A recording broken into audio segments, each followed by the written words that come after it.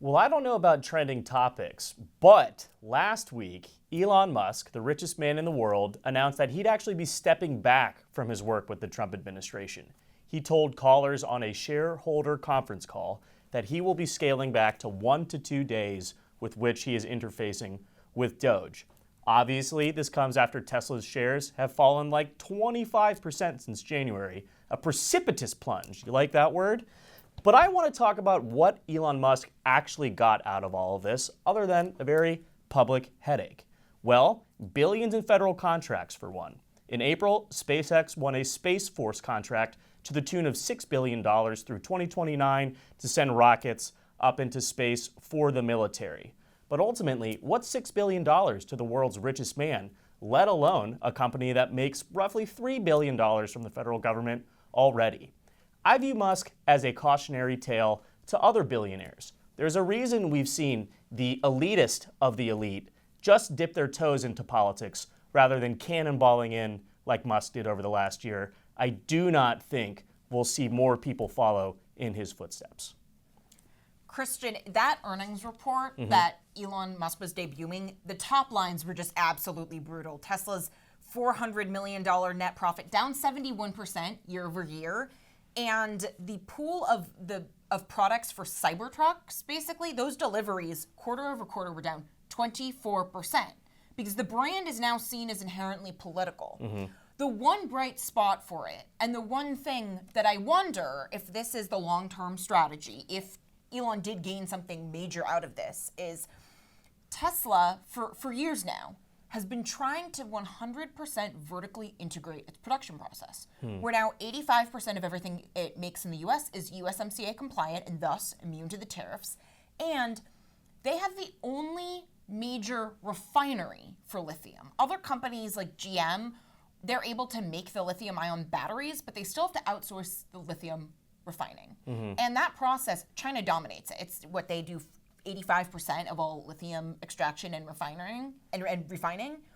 So you have to wonder here, has Elon Musk in those internal meetings, understanding how deadly serious Trump has been with the tariffs, with the decoupling from China, has he positioned his brands to be future-proofed, tariff-proofed? And is there a way where, like, Tesla, ostensibly it's a car company, but what if it becomes the battery company? What if this is like the long-term triangulation of both Biden and Trump foreign policy and focus on chips and batteries? Could that be, or am I just impressing on him, 5D underwater backgammon strategy? I don't think you're wrong, especially about, batteries and Tesla, re-controlling their entire supply chain. But I don't think that Elon Musk necessarily had much input with the president when it came to implementing the tariff agenda. He was there for one reason only, right? It was to slash and burn the federal bureaucracy and the federal budget. And, everyone else, especially in those cabinet meetings, like we're going to have one tomorrow, Wednesday morning, which we'll see if Mr. Musk appears or not. But no one was taking P's and Q's from him when it came to trade, which I do think is interesting because, again, I'm not trying to gas up Tesla or throw Elon a bone here, but I think the model with which, again, they took control of their supply chain, made everything USMCA compliant in perhaps anticipation of Trump's tariff agenda, that's basically the model that the White House wants all companies, not just auto manufacturers, to embark on, again, in order to reshore manufacturing to the United States. The battery component, I think, is probably Elon's long game with Tesla.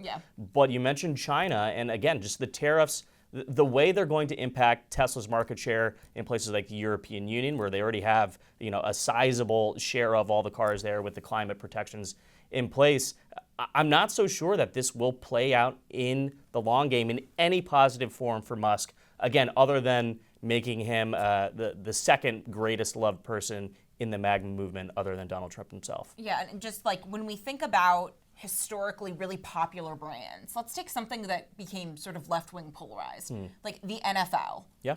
Pre-2021, when all the Kaepernick stuff was heating up, BLM was heating up, people kneeling for the national anthem, what we saw were like viewership went down for the NFL and for the NBA as they got negatively polarized because most commercial brands are not supposed to be political. You should not have to choose, I'm going to watch this sport that's coded as liberal, or this, and with Tesla, you have the reverse, where the car has been coded as conservative because of Elon's involvement in the Trump administration. And historically, Elon has been an incredibly popular figure, especially among young people in the polls, and his polling is totally cratered in this time. So you have to wonder, if he leaves, is there a rebound, just given how popular he used to be, or is the damage done? I mean, it's possible. Look, in the Fox poll that had Donald Trump's approvals, at his term low and even lower at this point in time than they did during the first 100 days of his first term, Elon's polling like 10, 15 points below him.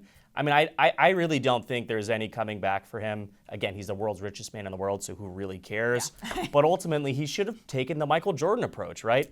For years, people wondered why Michael Jordan didn't get in and back Democratic candidates, even though he had the political the social capital and the financial means to do it. And he had a great quote: "Republicans buy sneakers to be like Mike."